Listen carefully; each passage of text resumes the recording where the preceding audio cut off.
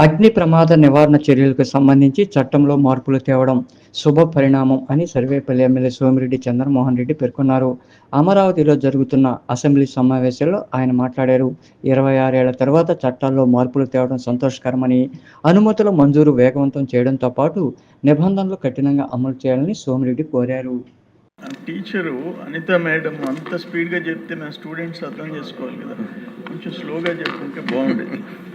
సరే, ఏదేమైనా 26 సంవత్సరాల తర్వాత ఈ చట్టాలు తేవటం చాలా ముఖ్యం. ఎందుకంటే ఇది ఆషామాషి బిల్లు కాదు అధ్యక్ష, ఇది అవసరమైన చర్యలు. ఇప్పుడు రీసెంట్గా వేట్లపాలెం కాకినాడ దగ్గర 23 మంది చనిపోయినారు ఆ క్రాకర్స్ తయారు చేసే factory.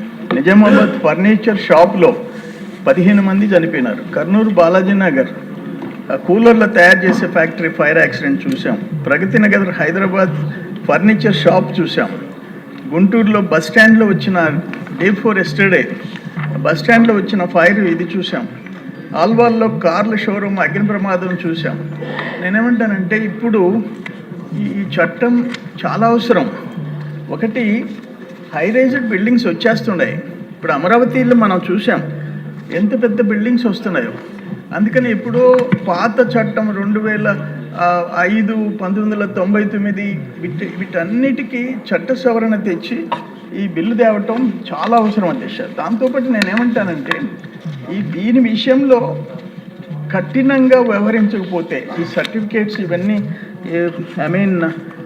సరళతరం చేసామన్నారు.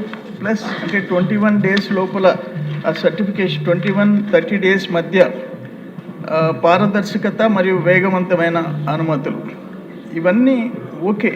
But same time department చాలా స్ట్రిక్ట్గా ఎవరైనా లైసెన్స్ లేకుండా, ఫైర్ సర్వీస్ లైసెన్స్ లేకుండా నిర్మాణాలు చేసిన, ఫ్యాక్టరీలు నడిపిన కఠినమైన చర్యలు తీసుకునే విధంగా ఉండాలని చెప్పేసి మీ ద్వారా కోరుకుంటూ ఈ బిల్లుని నేను మద్దతు ఇస్తున్నాను అధ్యక్ష.